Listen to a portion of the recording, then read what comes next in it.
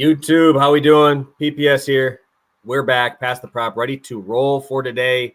Got a little bit of NBA, but we're talking Thursday night football. As always, joined by my guy Stu. How you doing, man?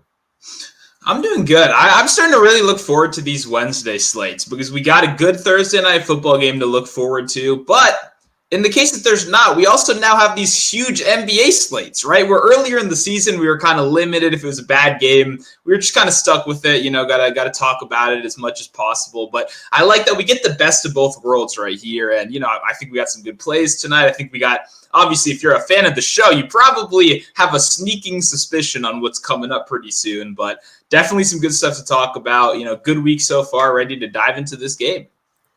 Yeah, no, excited to obviously break down the slate with you. Coming off of a better, I guess, than what I thought the game would be for a little while. Yeah. And that's what I said. I said that's the reason I couldn't touch those Cooper Rush props because, goddamn, dude, he went crazy on them boys. Obviously, a lot better than we both kind of expected him to. But still, the Texans got the cover and we hit the under, so we can't feel too bad about it.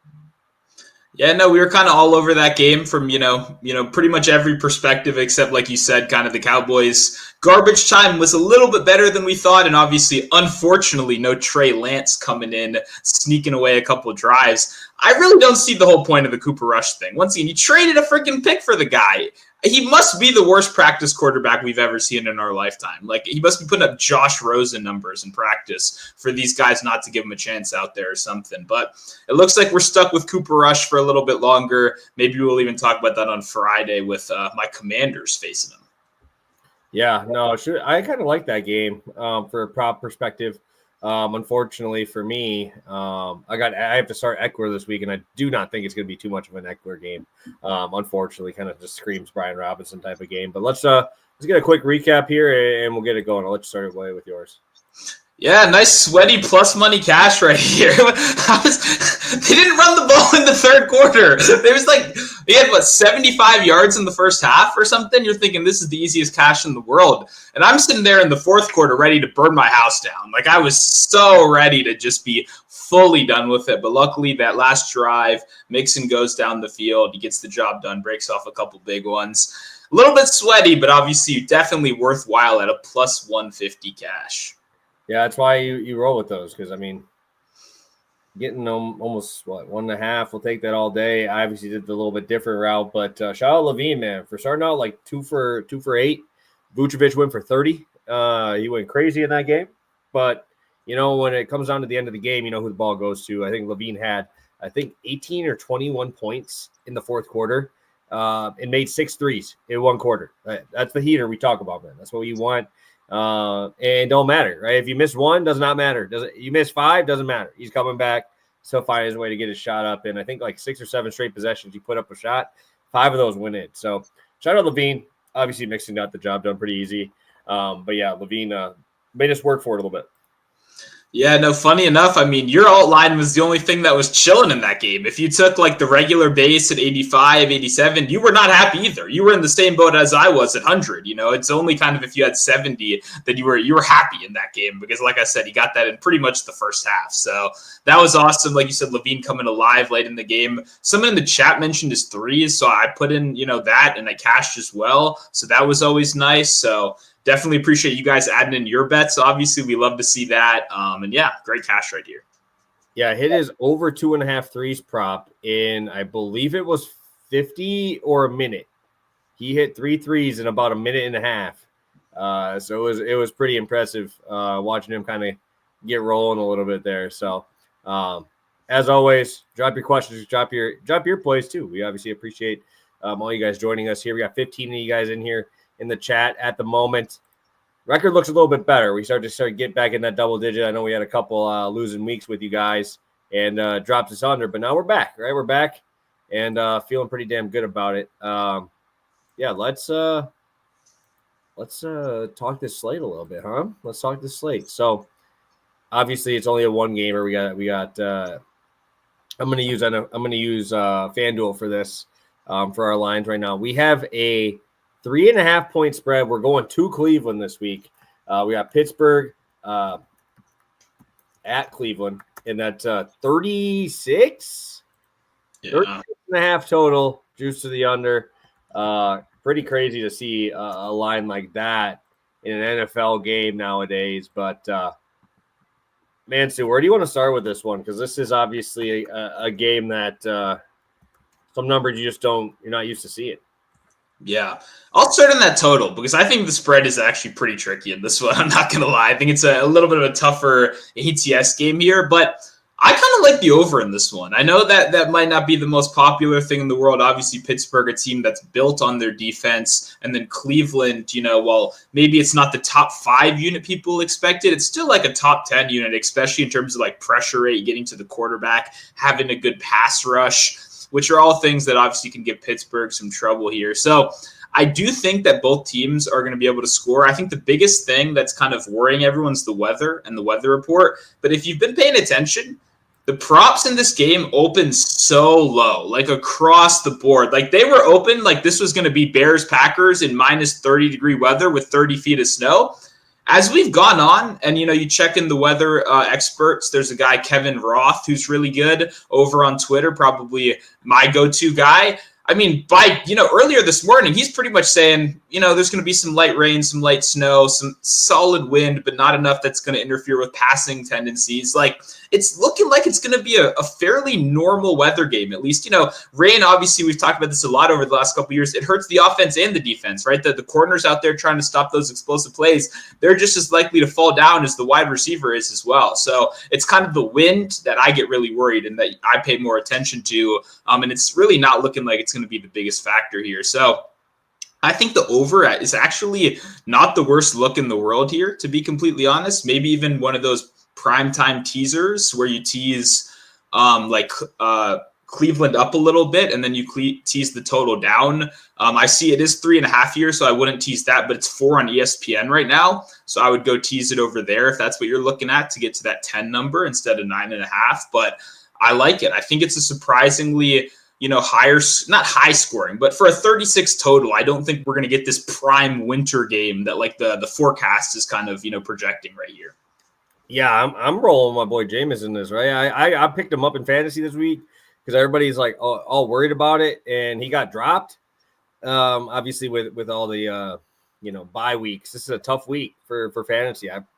I had 2 games this week where I looked at my fantasy week, and it was one of them before we obviously changed everything. Obviously, it was like Tuesday morning, so you didn't change anything in your lineup. It was 28-40 was a projection because everybody's on bye this week. Everybody, you got the Falcons, you got Bills, I believe a few other ones, Saints in there as well, Jets, Cincinnati, right? A lot of big-time teams here.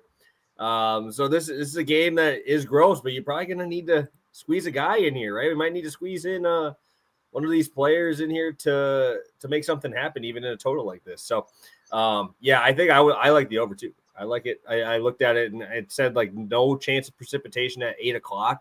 So if I'm only getting like 30 minutes of rain, okay, fine by me. I'm not worried. I know I ain't worried about either side here. Russ has played in cold weather his whole career. We've seen Jameis in cold weather before. Obviously, I think Jameis prefers the dome, as we've seen last week. But, I think I'm not as worried as the market is on this one. No, I agree. And Jameis is a dome guy. That's true. But he's also a guy that's not scared to make mistakes. And once he fires off a couple balls 10 yards off, he's going right back to it. That's not stopping him. And the kind of confidence thing is what, slows down a lot of these guys. So, and I think the underrated part, you kind of mentioned it, Russ in Pittsburgh, they're a solid offense. Ever since he took over, people are talking about them like they can't score points. They can score as well. They generate explosive plays at a very high rate. I mean, George Pickens is a guy I would bet longest reception every single week. Like, I'm never going to have a negative argument against that because the chemistry's there. We know Russ, once again, for every 8 runs, there's going to be a play-action deep bomb. There's going to be a shot down the field. That's his style of play, and George Pickens is the perfect complementary piece. Now they even added Mike Williams, who pretty much is just kind of an older budget version of what he's doing there with the jump balls as well. So I like some scoring in this one. As for spread, if I did have to pick, I probably would stick with the dog, to be completely honest here. Pittsburgh, I've actually backed them as a favorite a couple times this year, even getting a lot of pushback from, people in our community doing that. But I think Cleveland in a divisional outside, kind of ugly game. I think Cleveland gets a little bit of a bounce back here. I think they play a little bit better. And Pittsburgh, they're just they're not a win by margin team. We all know this. They're not. Najee Harris, he's going to get his 3 yards at a time. Jalen Warren's going to pop in, rip off a couple good ones. But I don't think either team gets crazy ahead in this game. Well, I just don't think either team's going to run the ball that well, honestly. I know Pittsburgh's going to try, but, I think the road less traveled is going to be real easy through the air if you want it. We saw Pittsburgh throw the ball pretty well, but we've also seen Cleveland kind of get torched right down the field quite a bit. So I think this could be one of those fun games, right? We could get a Russ pop-off game. We could get a little bit of a Jameis pop-off game, and I know that's kind of what we're looking forward to here. So let's start it out, Stu. I'll let you talk, and obviously we'll both be playing the exact same play this week yet again, rolling it for a 1.5 unit play. Yep. We're going to Jameis Winston. Kind of different numbers across the board. The lowest, if you have Bet365, it's 209 right now. That's obviously a good number. We're seeing 213 over on MGM, and no one else is really higher than 215. So I'm pretty good with all those numbers, to be completely honest. Because as we've seen so far, he's been a guy in every single game. He's lined around 240, 235. We obviously snuck in that good number in his first game, but since then, 395 passing yards, 235 passing yards, 334 passing yards. In each of those games, he's thrown the ball over 40 times. We're seeing 40 plus attempts every single game. I talked about it in the introduction. I think this is pretty simple, that they're just overreacting to this weather news. Early in the week, it looked like it was going to be bad. But as you go through, as you read what the experts are saying, you just read off the radar right before we got on the show that they're not even expecting participation right before game time as well. So it's one of those things. Sure, it might be cold. It might be a tiny bit rainy or whatever. But that is not enough of a reason to downgrade Winston this much, because the big thing that's happened is this has shifted to a pass-heavy team, right? The jump in pass rate over expectation since Jameis has taken over is one of the biggest we've seen all season so far. They're actually eagerly attacking the ball down the field. And what we love about Jameis so much is he's a guy that he takes risks. He rather than getting sacked, rather than throwing it away, he's going to give his guy a chance. And sure, that leads to a lot of interceptions, a couple pick sixes even. But we want that. We want more dropbacks. If you turn it over, let the other team score, get the ball right back, and keep on chucking it. That's the Jameis Winston MO, especially as dogs here, right? They're underdogs. They're not projected to win. They're likely going to be forced into a little bit more of a pass-heavy game script. As for Nick Chubb, we're huge fans of Nick Chubb here, but this is a guy – I took 0% of him in fantasy this year. I really wasn't interested in being involved because he's a guy that he's a superhuman. He's an insane athlete coming back from a career-ending injury for most people, and this kind of speed that he's done it is insane. But you can't necessarily then come and expect him to be the same 5.5 yards per carry, most explosive runner in the league. And we're kind of seeing that. We're seeing a guy bouncing back from injury that doesn't look at 100% so far, and they're kind of limiting his carries a little bit. Last week, we saw Jerome Ford out-snap him and play way more than him. I think it was 10, 15% more. I don't expect that again. I think they were trying to handle his workload a little bit on a short week, but I just don't see them having success running the ball. This is a very good run-stopping unit on the Steelers side. I think maybe it's kind of the case we always see with some of these stubborn coaches where we see, 5, 7 rush attempts early in the game. Maybe Jameis starts a little bit slower. They're trying to get the run going. And once that fails, it's just classic Jameis time. Let's start chucking the ball down the field. For me personally, we cashed Jameis a couple weeks ago. I tried to, pick the wide receiver, pick and choose my target. I've somehow managed to miss. I've got the only guys that didn't go over their number over the last 2 weeks. So fuck that. We're going back to Jameis. We're going to the guy that he doesn't see who the wide receiver is. He doesn't care. He's chucking it up there. If you got a one-on-one matchup, he's going to give you a chance. And while the Steelers defense is good in almost every advanced metric, the Chargers defense, EPA per play success rate, they're better in pretty much every metric. He went over this number against them as well. But also the one bad spot they kind of are is limiting explosive plays. And what does that sound like? It sounds like Jameis Winston, right? He's going to attack you down the field. He's going to try to create things. And that's what I'm looking for at a number like 213. I actually can't pass it up. Yeah, no, and what I do like is we've seen him kind of work multiple levels of the field pretty consistently. Obviously, you saw Elijah Moore have his week last week. We saw Njoku up the seam, and we've seen Jerry Jeudy down the field, right? And obviously, Cedric Tillman is still there. And it's just too many options, right? There's just too many options. I don't imagine I know that people might think about how DTR came in late. That was just because they were down, bro. There's no issue. They're not running DTR out in a cold game trying to run around against this Pittsburgh defense, right? You notice the Steelers are like the only team that can stop Lamar Jackson, right? That's the only team that can do it because they have those outside guys like J.J. Watt and stuff like – or T.J. Watt. I just expect even if it has to be quick pass plays, right, you're not running on this defense, bro. They just haven't shown the ability to do it. And obviously a couple of years ago, that offensive line was just an absolute wrecking crew and could get that running back through anywhere. Right now, I just have a feeling that they're going to get kind of overmatched on the front. So I'm going to trust Jameis as well. Obviously, I have no issues thinking he's going to be an absolute workhorse in this. 217. Yeah, you can play up for a unit. Is that what book is that, Flamfam, or is that just like a local? Or I was going to say, you got to get that's like the worst number on the market right now. But that's how it is. I played anything under 220 personally. But I agree. Definitely try to line shop as best you can because there's a lot of low 210s still around right now. Beautiful. Well, I will, I feel pretty good about where we're at here. You want to talk some quick long shots here, Stu?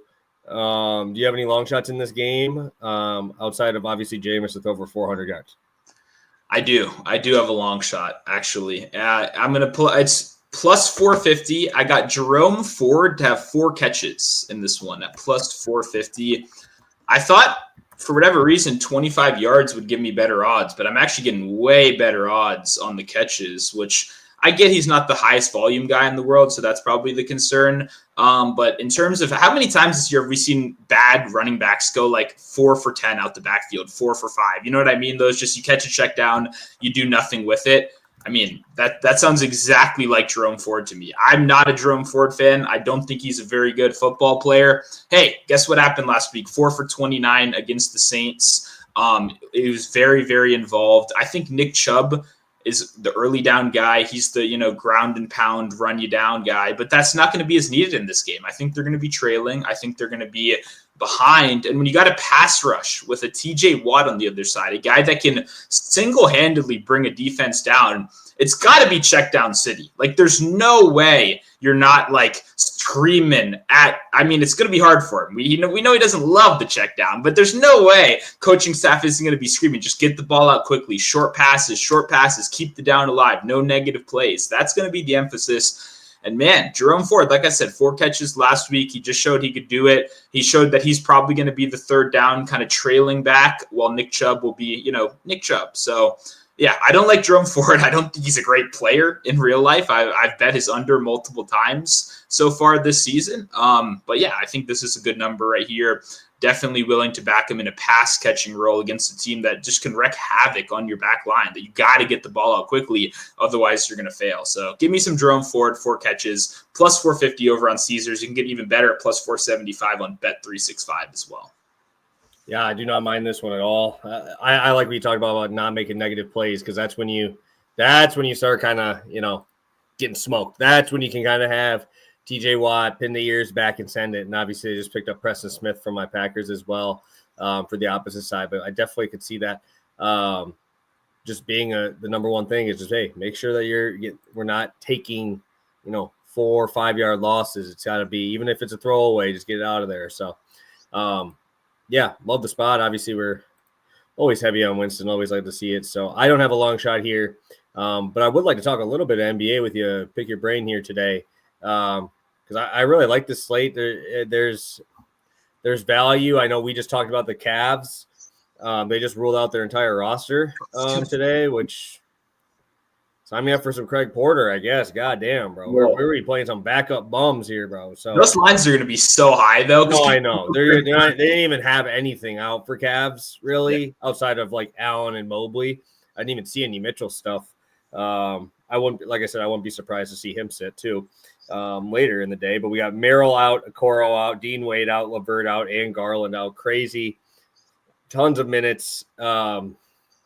to go around there. But I guess for us to, kind of, talk about the slate, let's just do our favorite game. And then if you have a prop that you want to talk about. Yeah, that sounds good. I mean, I think my favorite game is probably going to be Warriors-Hawks. I mean, that just looks like a fun game, right? You see the 240 total. You see Trae Young on one side, Steph Curry. I see in the beginning Tyrone stat of the day. Steph Curry averaging 41.6 points in 5 career games against Trae Young. That's not surprising at all. I mean, when you just look at Trae Young and Steph Curry, you can just think this is going to be a 3-point shooting contest. And obviously Curry's been heating up a little bit recently. The Warriors are a team that had some trouble backing, career. I don't love 8.5 as like huge favorites or anything like that, but I'm not super heavy into this game. I will probably play some like Curry alt lines, maybe some 30 plus points. I dropped in my Discord last night, Draymond 5.5 assists. It's now up to 6.5 across the board. What I'd rather do, I think, is just parlay like Draymond 8 assists with like Steph Curry 30 points. You get the clear correlation right there, and you get two things that I think would benefit from a high scoring game environment. So I don't have any straight props to give you, but for a little bit of a long shot parlay, I do like that combo of Steph and Draymond Green doing what they do best, hooking up on some nice and easy dimes. And obviously Atlanta, young team, Dyson Daniels getting like 4 steals a game, Johnson driving to the paint. Like, I like them. I think they can keep up the pace. I think they can make an interesting close game, which means it should be, a prop bonanza tonight. So excited for that one. That's probably my game of the day. Yeah, I'm just curious who plays on the Hawks side. Jalen Johnson, obviously questionable still. And I don't know. I'm almost looking more towards the bigs of Atlanta tonight if I'm going to look at any props, just because I feel like no one ever talks about them. And I think it'll be a fun game, especially if Jalen Johnson sits. If he sits, I really want to play some Okongwu tonight. But obviously need some news. For me, I mean, I think it's got to be this. Obviously, I can just cheat and say my Bucks because I just love these matchups when they play each other because they just go freaking crazy, man. Like, the defense on both sides is dog shit. Still don't know why Doc Rivers is an NBA coach. He's supposed to be a good defensive coach. Dude's getting fucking torched. And I'll talk about it here in a little bit with my prop, but I'm not surprised as the top total. They are at the same total as the Hawks and Warriors, bro. Wow, That's how high this is. Yeah. And I'm gonna tell you right now, I saw Patrick Williams is questionable. If he's out, right? They didn't say out yet, questionable. But if he sits, I am literally about to throw my fucking absolute hammer on Giannis tonight. Who the hell is going to guard him? Williams is out. Because Because I saw it clear and I was like, I saw a questionable tag up until about maybe an hour ago. Yeah, it was only an hour or so ago. I just know because it's the first time I've ever seen a team actually use the injury report the way you're fucking supposed to. I was like, holy shit, ruling out a guy before noon. I think that's breaking news in the NBA these days. So shout out to the Bulls for actually using the injury report. Appreciate that. Yeah, Giannis right now is sitting at a 31.5 points line, and I think he drops 50. I would take that as my long shot tonight because I just don't know who guards him. It's 14-1. That'll be my long shot here. I'll even just do it first. 14-1. Who the hell is guarding this dude? Like, I actually truly don't know who would guard him. Like, I don't know. They used to have Javonte Green on the Bulls. He's now on the Pelicans. Like, they don't have anybody. They have no one there.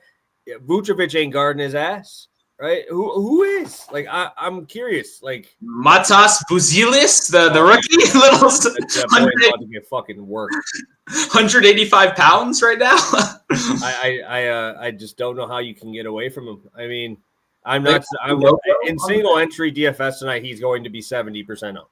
Like, it's going to be that high. Like, in single entry, high stakes, you can't get off of him. It's just there's so much value on the slate, and it's Giannis, bro. Like, it's Giannis against a team with no paint presence. Good luck. Yeah, let's see what happens. So. Torrey Craig, 6'6" Torrey Craig. Okay, this actually is my game to watch now because I gotta see how the Bulls are gonna try to guard Giannis. That's actually gonna be hilarious. It's gonna be like 5'6" guys. Yeah, and my thing is they might have to just run a zone, like a box zone, and then you have probably top 3 shooter of all time out there. Dame will just literally just shoot out there every time. He could shoot 23s tonight. I mean, that could be another thing. So, Brook Lopez, does not put his ass in the paint like he's supposed to for a fucking 7-footer, right? I mean, Torian Prince, he ain't dribbling the fucking basketball. He's sitting in the corner. Like, that's what I'm saying. You can't really do that because that's how you kind of set this team up that you can't guard Giannis, and you have to do that. But, yeah, I'm very intrigued for tonight's game here. But do you have a play that you want to talk about here, Stu, at all, or you want me to take it away? Take it away. All right. I think it's absolutely hilarious that we have our boy Thomas in here talking about DeAndre Ayton being doubtful and our boy Clingan, because I'm actually going to Donovan Clingan tonight in this matchup. I'm comboing him with Vucevic because I have to. Vucevic absolutely nukes the Bucks because we can't stop the three-point ball, and Brook Lopez sits off. Unfortunately for us, they continue to play Bobby Portis at the 22 to 25 minute mark. They never play him more when Brook Lopez is healthy. Obviously, when Brook is out, you start to see him play into the 30s. But I would rather have Bobby out there guarding Vucevic because he's athletic enough to move with him. But Vucevic shot the three ball extremely well. I just talked to you guys about how good Vucevic was in their last game. He's starting to finally find that stroke, right? You're starting to find it. I like his 2 threes today as well.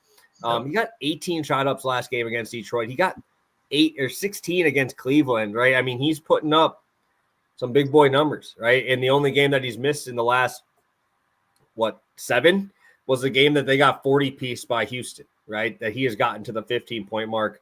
I like how they're actually having him be involved outside of Levine, right? Like they're starting to use Levine as a facilitator as well, which is really nice. Obviously, you have Gideon there who's not looking to shoot. So, really allows Vucevic to kind of get open and get his shots up. If you look at the last, let's go 7 games, those 7 games I was talking about, in these games, he's put up at least 13 shot attempts in every single one, except for that game he played 20 minutes in. So really like Vooch. Again, if you want to look at his history against the Bucks, it's pretty good, right? I mean, even earlier this year when the Bucks beat them, or the Bucks lost to the Bulls in the second game, he put up 22 and 10, right? I mean, he's just consistent. It's just a consistent spot.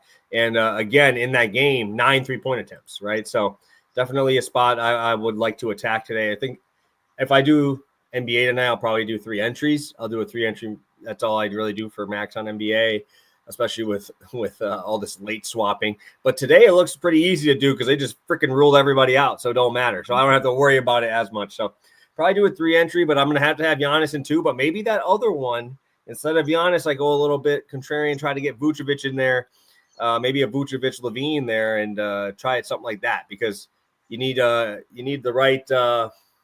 right team with you, right? You need the other team to be willing to do it with you. And I do not think the Bulls will care too much to run up and down this court. I said last game already when I bet Levine, they're 3rd in the pace category right now in possessions per game. Going over to Clingan, I guess who's going to guard him?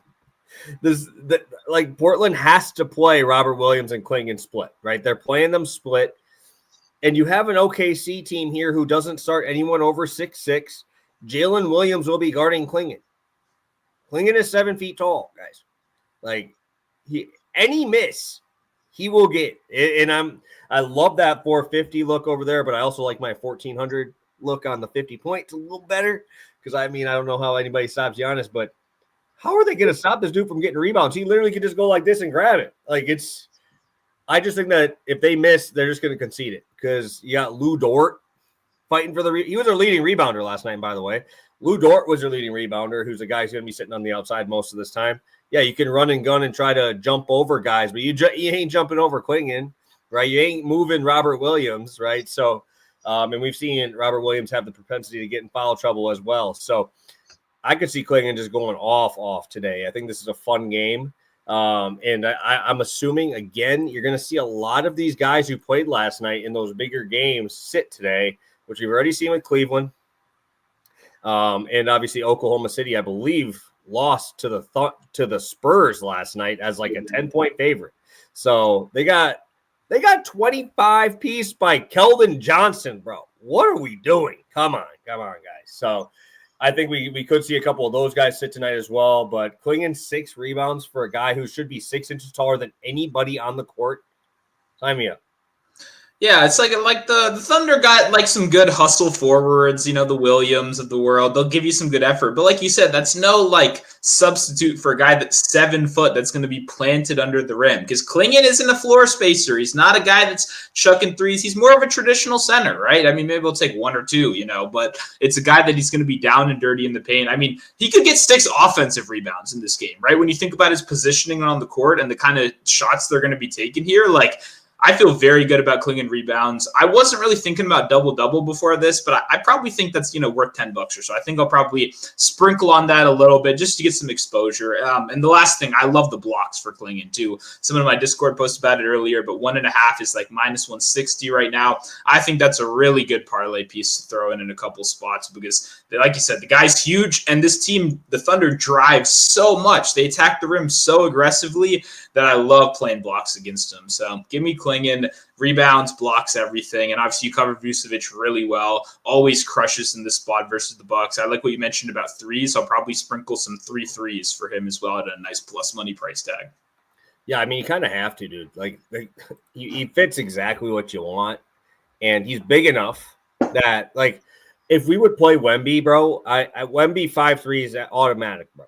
Like, they don't know how to rotate. They just sit back. And Vucevic is obviously one of the better shooting big men, better shooting centers, I will say, just the exact center number there. I want to tell you this one because I think you'll get a kick out of it. They have Jalen Williams on DraftKings now officially. Jalen Williams, Jelen, the 6'6" guy, 6'5" guy, listed as center only now on DraftKings. He is a center only on DraftKings, which is just absurd, bro. This dude's 6'5". This boy's a small forward. And they're playing him exclusively at center that they had to switch it because he's done it for 4 games in a row. So they had to switch it. He's now officially probably the smallest center of all time. He's pushing Draymond. Because I remember Draymond for a while, but he always would have power forward eligible. They didn't even give him power forward. They just straight center. So I thought you'd get a kick out of that because that's absolutely crazy. Dude, that's hilarious. That's got to be the shortest guy. You're right. I think of all time in FanDuel scoring in terms of when that's been alive or whatever, or DraftKings, whatever. Like, holy shit, that's hilarious. I would have never guessed. That's dude's 6'4". It's probably 6'4" in shoes too. You already know those NBA heights are a little bit sketchy. You never really know. It's crazy, but I think this is a great price. I just put it up over on Action as well, so should be ready to go. I played up to like minus 140. I don't like playing it that high, but if they even give me minus 135, I'll take it. So feel good about that spot. And do you have a play that you want to talk about, Stu, or are you just kind of thinking more of like a long shot spot? Yeah, it's more just a long shot kind of spot. I talked about it a little bit earlier there, but yeah. Perfect. All right, let's get a full recap in here, guys. We'll get you on your way. Make sure you, if you have any questions, drop them in there now. And then we'll look at the questions that we got in there as of right now. I don't know if we have too many. So let's get this going. Sounds good. Going back to the NFL for a moment, we got Jameis Winston over 213.5 passing yards, 1.5 unit because we are both on it right here. We are both going back to Jameis after just cashing him at a 20-point higher, 30-point higher number just a couple weeks ago. So we're going right back to the well. Hey, a couple weeks ago, I cashed his ass last week. True. I cashed his ass last week at 239, bro. I said we for 390. That man's crazy. So I again, 395 going down to 200, bro. I know I texted Stu. I'm like, I would take Jameis Winston up to 250 in a fucking hurricane to throw me 250. That man is throwing that ball around. Sign me up for Jameis. I'm going to be also playing Donovan Klingon, 6 rebounds with Nikola Vucevic, 15 points. And I'll get to your long shot here too as well, Stu. Sounds good. We got Jerome Ford, 4+ catches, plus 450 Caesars, plus 475 on Bet365. All right, Stu, you got anything else for the people here today? I know we have. I mean, we got a lot of stuff on the slate today. College basketball, NBA. If you're an NHL guy, you got that today as well. So NFL tomorrow obviously is the main point of the show. But anything else for the people here before we head out today? Yeah, no, if I'm ever up here giving out NHL or college basketball plays, you guys got to shoot me. It's probably over at that point. Like it's time to hang up the cleats. You don't gotta worry about that for me. If you ask me to name you 5 hockey players, I could not do that right now. Outside of shout out Alex Ovechkin, who I heard got hurt recently in like a fight or something. I don't know. So I really couldn't tell you anything about that stuff. But no, I'm excited for tonight. I did remember the one I would mention for NBA if you are playing straights, James Harden under 8.5 assists. I was trying to remember. I was like, what did I have? I do like that 205 or 206 total. Now 204. Wow, it even went down from last night. And we're going to guy 8.5 assists. I mean, I don't like that at all. No Powell, who 28% of his assists go to Powell so far this season already. I mean, I'm not playing an 8.5. I think it's a James Harden scoring day. I think they ask him to score a little bit more. I think that's where we see it. But I did remember that off the top of my head. I locked that in last night, and you can still get it at minus 125 in a couple spots. So outside of the Curry 30 points, Draymond 8 assists, I got to find the odds for that. I haven't played it yet, but I do like that idea. Shout out to Tyrode. And if any of you guys do a plays, drop them in the comments. We love seeing that shit. It inspires us. It motivates us, and we all like win together over here. So love to see you guys drop your plays. Yeah, lastly, before we talk about this other stuff I'm seeing in the chat, I think that Harden play is a hammer if they start Kevin Porter with him. Because if they start Kevin Porter with him, I could see James Harden being off ball a little bit more and literally just running plays to get him shots. But yeah, Kevin Porter Jr. is actually like legit. Like I've been watching him in his 25-minute stints. Now he could start. I mean, he could legitimately start with no Norman Powell. Yeah. Just because he's pretty big. Like he's like a 6'5", 6'6" dude. You already have Chris Dunn out there, right? So like if you're going to run Terrence Mann with them as well, you're just going to run small. I believe Wendell Carter's back. So, I mean, I definitely could see some of those smaller, them trying to go small in this spot and maybe see Orlando have to go to like a Mo Wagner, something like that where they kind of have to switch it up a little bit because if they play straight up and just play, I would just play 4 smaller guys and Zubac. Really, that's pretty much what they should do. But we'll see what happens. Capella rebound line went from 8.5 to 8. Is this because they're expecting? I would assume. I can't imagine Capella plays more than 20 minutes, right? I mean, it's just been. You kind of want the athletic guy, right? You want the guy who can run around with these dudes, and Okongwu is obviously that guy. Yeah, I mean, I stopped betting Clint Capella like 2.5 years ago, so it's so much better that way. Like centers in general, I hate betting. It's so annoying. I mean, it's just the worst. But a guy like Capella who has a direct replacement that does the same things he does, but just a little bit more mobile, can get outside and guard more on the perimeter. Like ever since Okongwu joined the equation, I was like, I am so done with this guy. Capella once upon a time was a 15 rebound per game guy. But like you said, the minutes are just too inconsistent. And they can always small ball, try to get him off the floor because we know the Warriors aren't going to play super big anyway. So I would probably lean over. But yeah, I'm not playing any Clint Capella. There's a reason we play these dudes who are like guaranteed minutes, right? I could see them not even playing a center and just say, hey, fuck it, Jalen Johnson, your center today. You know what I mean? Like, he's 6'8", 6'9", right? They could run Draymond at the center, and I think that'd be great. We could see Jalen Johnson run 40 minutes if he's in. That's what I'm saying. Like, he could crush this slate, like absolutely destroy this DFS slate if they decide to go small ball here. And that's why, obviously, Jalen Johnson grew up about 30 minutes from me and obviously played out here. So big fan of him as well. So anything else, Stu? Anything else you want to say before we get out of here? Leave a like, man. Share the show. Retweet over on Twitter. Let more people see it. I thought this was actually a really good one. We kind of got into the NFL. We got into the NBA. We got into a lot of different stuff. So if you did enjoy, we would very much appreciate leaving the like, share, and spreading the word as much as possible so that we can keep pumping these out 3 times a week. Definitely excited. Got a lot of good stuff today. I know I'm going to be tailing your spot. So I'm just fired up, ready to go.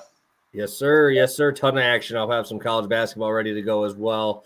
Should have an article out. We got NFL, NBA already ready to roll. So thank you guys for tuning in. We appreciate you. Still got 30 of you guys in here live. Hit that like button on your way out. And we'll catch you Friday for our big show, NFL, ready to break down Week 12. So thank you guys, and best of luck tonight.